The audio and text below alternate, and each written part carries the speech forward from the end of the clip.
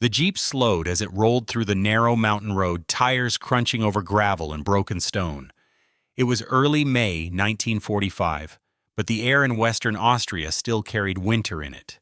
Snow clung to shaded slopes. The war in Europe was officially over, at least on paper, yet no one here treated it that way. Weapons stayed loaded, helmets stayed strapped, men still watched tree lines. General George S. Patton stood upright in the passenger seat. Gloved hands braced against the windshield frame, eyes fixed ahead. His uniform was dusty, collar stiff with dried sweat. He looked less like a victorious commander and more like a man hunting something that might still bite. The convoy behind him stretched along the road, Shermans, half-tracks, infantry trucks, Third Army pushing east when every map said they should stop. The town below lay quiet. Whitewashed buildings clustered along the valley floor. Church steeple, rail spur. A bridge spanning a narrow river swollen with snowmelt. Austrian flags hung cautiously from windows, hastily stitched, some still creased from years of hiding. Civilians watched from doorways, faces unreadable. They had learned not to cheer too early. Patton knew the clock better than anyone. Soviet forces were advancing from the east, fast and aggressive, treating territory like a prize that disappeared the moment someone else touched it first. Boundaries drawn by staff officers hundreds of miles away meant little on roads like this. Whoever arrived first would decide what liberation looked like. He jumped down from the jeep before it fully stopped. "Get the battalion commanders up here," he said. Calm voice. No wasted words. The officers gathered in a loose semicircle, boots wet, breath visible. Maps were unfolded on a jeep hood. Fingers traced roads, bridges, elevation lines. Intelligence reports were thin. German resistance was scattered but unpredictable. SS units still roamed the mountains. Soviet spearheads were less than a day away. "We crossed the line," one colonel said carefully. "This is inside the agreed zone." Patton didn't argue the fact. He didn't need to. "If we don't," he said, "the Russians will, and when they do, they won't leave." No speech followed, no rhetoric. The men around him understood exactly what that meant. They had seen what happened in eastern Germany, refugees moving west with nothing but blankets and fear. Stories passed quietly between units, executions, disappearances. Entire towns emptied overnight. Orders went out. Bridges were secured before dawn. Infantry swept the town street by street, rifles up, fingers straight along trigger guards. A German rear guard fired briefly from a hillside, then vanished into the trees. 2 Americans were wounded. One died before the medic reached him. By midday, the Stars and Stripes hung from the town hall. Patton stood inside the building, boots echoing on stone floors, listening to reports. Rail junction intact. Ammunition stores captured. Hundreds of displaced persons, French, Italian, Hungarian, crowded into schoolhouses under American guard. Austrian officials emerged cautiously, hands raised, offering cooperation with the eagerness of men who knew the alternative. The radio crackled in the corner. Higher headquarters wanted clarification. The message was short, professionally cold. Why had Third Army crossed into Soviet-designated territory? Who authorized it? Patton didn't answer immediately. He stared at the wall map, eyes tracing imaginary arrows eastward. He knew what this meant. He had disobeyed the letter of the agreement. He had forced a fact on the ground that could not easily be reversed. In Germany, hundreds of miles away, Dwight D. Eisenhower read the report in silence. Eisenhower was not a man given to dramatic reaction. He had spent the war managing egos as much as armies. Patton's name on the page didn't surprise him. What surprised him was how clean the operation sounded. No chaos, no looting, no civilian panic, just quiet occupation, efficiently done. He set the paper down and leaned back. This wasn't a battlefield problem anymore. It was political, strategic, human. The Soviets would protest. They always did. but they were also pragmatic. Removing American forces from secured ground was harder than stopping them before they arrived. Eisenhower reached for a pencil and made a brief note in the margin. The war had ended, but the shape of the next one was already being carved, mile by mile, by men who moved faster than the paperwork. Outside the Austrian town hall, an American sentry stood watch, rifle slung, eyes on the eastern road. Somewhere beyond the mountains, Soviet columns were still advancing. They would arrive soon. But they would arrive too late. The first Soviet reconnaissance unit appeared at dusk. They came down the eastern road in a line of trucks coated in dust, red stars painted crudely on doors and hoods. The drivers slowed when they saw the American roadblock, sandbags stacked neatly, machine guns set low, infantry spaced with deliberate intervals. No one raised a weapon, no one waved. A Soviet officer stepped out. He wore a leather coat despite the warming air, pistol on his hip, expression flat and tired. He walked forward alone, boots crunching on gravel, and stopped just short of the American perimeter. The U.S. lieutenant in charge mirrored him, hands visible, helmet shadowing his eyes. "This town is under American control," the lieutenant said. His voice was steady. He'd rehearsed the line in his head all afternoon. The Soviet officer smiled without humor. "This is Soviet zone," he replied. "Your war is finished. You may withdraw." Behind him, engines idled. Soviet soldiers watched from truck beds, rifles resting casually across knees, fingers close enough to remind everyone how thin the peace really was. The lieutenant didn't argue. He didn't threaten. He simply repeated the line. The officer's smile faded. For a moment, no one spoke. Then the Soviet officer nodded once, turned, and walked back to his vehicles. They didn't leave. They set up camp 200 yards down the road, close enough to be seen, far enough to avoid an incident. Fires were lit. Radios crackled. Both sides understood the message. This was no mistake. This was a claim. Patton arrived an hour later. He walked the line himself, boots stopping beside each foxhole, eyes scanning faces. The men were tired, but alert. No one joked. No one asked questions. "They test you," he said quietly to one squad leader. "Don't blink." In Germany, Eisenhower's headquarters buzzed with restrained tension. Soviet liaison officers demanded explanations. Diplomatic language hardened. Maps were spread. Boundaries were pointed to with rigid fingers. Eisenhower listened. "They advanced beyond their line," a Soviet general insisted. "This is unacceptable." Eisenhower didn't raise his voice. "The town was unsecured," he replied. "German units were still active. My commander acted to stabilize the area." The word stabilize was deliberate, neutral, difficult to argue against without admitting intent. Privately, Eisenhower sent a short message to Patton. "Hold position. Avoid provocation. No further advance." Patton read it without comment. He folded the paper carefully and placed it in his breast pocket. That night, the town slept uneasily. Civilians lay awake listening to unfamiliar engines. Displaced prisoners whispered prayers. American sentries watched the darkness with disciplined stillness. Across the road, Soviet campfires burned low, red embers pulsing like eyes. No shots were fired. Morning brought negotiations. A small table was set in the town hall. Coffee was poured. Cigarettes were exchanged. Maps were laid flat. The Soviet commander argued that American presence violated agreements. The American colonel countered that withdrawal would expose civilians and refugees to reprisals. Neither side mentioned ideology. They talked logistics, security, stability. The Soviets pressed higher. Washington was contacted. Moscow was contacted. Hours passed. By evening, the decision came down quietly. American forces would remain temporarily. The town would be jointly observed. Soviet troops would bypass and continue westward. No official recognition, no ceremony. just an understanding born of exhaustion and timing.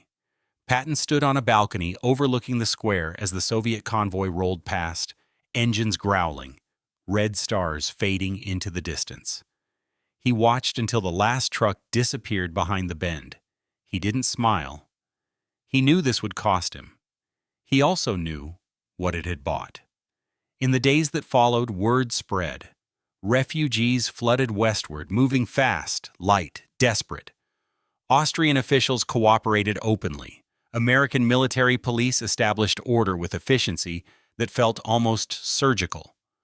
There were no parades, no declarations, just a line drawn in dirt and quietly defended. Eisenhower received the final report 2 days later. He read it alone. Patton had taken Austria from the Russians without firing a shot at them. He had done it by moving faster than diplomacy, then daring the paperwork to catch up. Eisenhower set the report aside and looked out the window. History would argue about this moment. Strategists would debate it. Politicians would soften it with language. But for thousands of civilians sleeping under American guard instead of Soviet authority, the difference was immediate and irreversible. The war was over. The consequences were just beginning. The reaction did not come all at once. It arrived in fragments, memoranda, cables, conversations held behind closed doors, where tone mattered more than words. In Washington, staff officers read the after-action summaries and saw a clean occupation where there should have been a diplomatic problem. In Moscow, analysts noticed the gap on their maps and understood it for what it was, a fact created too quickly to erase without force. Eisenhower understood both sides.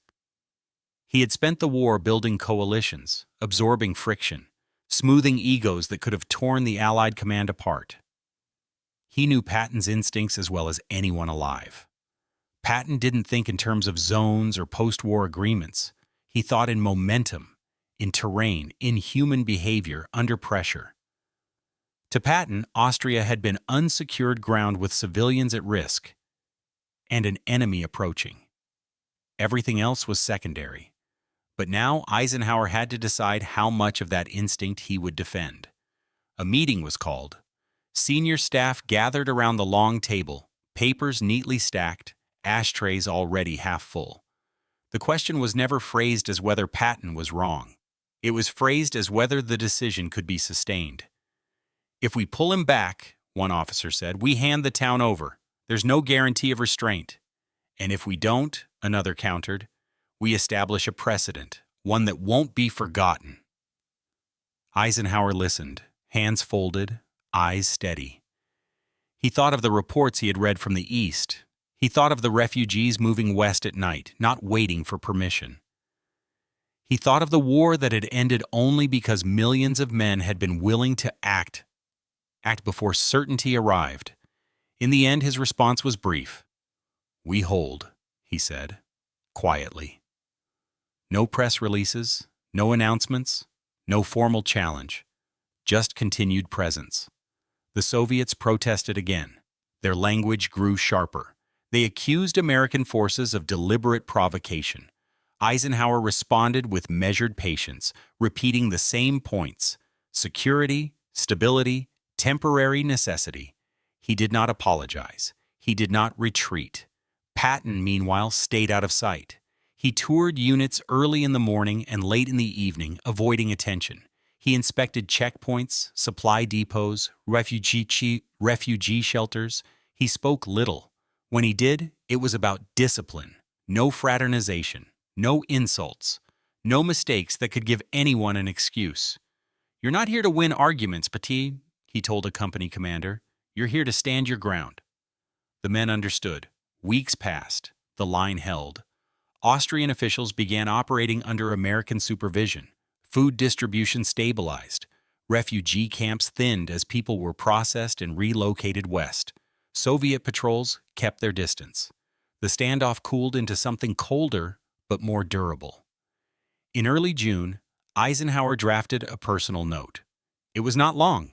It did not praise. It did not condemn. He acknowledged that Patton had acted without explicit authorization. He also acknowledged that the result had prevented chaos, reprisals, and forced removals that intelligence now confirmed had occurred elsewhere. "You moved faster than events," Eisenhower wrote. "That speed carries consequences. This time, it also carried results." Patton read the note alone. He did not respond. He knew how close he had come to crossing a line that could not be walked back. He also knew he would do it again under the same conditions. To him, the measure was simple: men, women, and children sleeping without fear that night.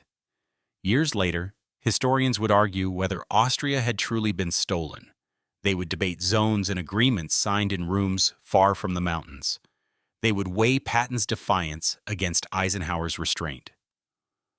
What they could not dispute was this: when the moment arrived, one man moved and another chose not to undo it. Between those two decisions, the future of a country quietly shifted. The matter never reached a formal reckoning. There was no tribunal, no public reprimand, no moment where George Patton stood at attention while his actions were dissected line by line. The war had ended too recently, and too many larger problems pressed in from every direction. Germany lay in ruins. Millions were displaced. The alliance itself was beginning to fracture under the weight of what came next. Austria settled into an uneasy calm. American units remained in place through the summer, their presence gradually shifting from combat posture to occupation routine. Checkpoints became predictable. Patrols followed set schedules. Tents were replaced by requisition buildings. The rifles stayed loaded, but fingers relaxed just a little. The Soviet forces never returned to the town. They passed around it instead, their columns moving north and south, red stars flashing briefly between trees before vanishing into other valleys. The absence was deliberate.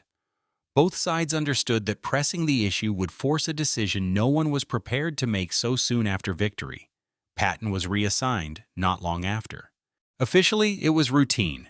The army no longer needed his particular brand of forward momentum in a Europe that was supposed to be settling into peace. Unofficially, it was a reminder: initiative had limits, even when it succeeded. He left Austria without ceremony.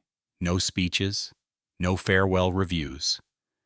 He climbed into a staff car one morning and drove west, the mountains receding in the rearview mirror. The men he left behind watched him go with quiet respect. They had stood on a line that was never supposed to exist, and it had held. Eisenhower remained where he was, managing the slow, grinding transition from war to order. He dealt with occupation policy, demobilization, and the early signs of a rivalry that would shape the next half-century. When the Austria incident surfaced in conversation, it was usually in passing, framed as an example of field initiative rather than defiance. Privately, Eisenhower understood the balance he had struck. He had not endorsed Patton's action outright. He had simply refused to undo it. In doing so, he preserved the alliance on paper, while allowing reality to assert itself on the ground. It was a compromise born not of indecision, but of experience. He knew when force created solutions, and when restraint prevented worse ones. The people of the town remembered none of that language. They remembered American soldiers at checkpoints who spoke little but enforced rules evenly. They remembered trucks bringing food instead of taking men away. They remembered nights that stayed quiet. Years later, when borders hardened and history was rewritten into textbooks and speeches, the town sat firmly on the western side of the divide. The line that Patton had crossed in haste became a line others defended with treaties and armies. No monument marked the decision. No plaque explained why the Soviet column had stopped short or why an American flag had gone up where maps said it should not. The moment passed without ceremony, absorbed into the noise of a world rebuilding itself. But in the space between surrender and settlement, between war's end and peace's beginning, a choice had been made under pressure, with incomplete information and no guarantee of forgiveness.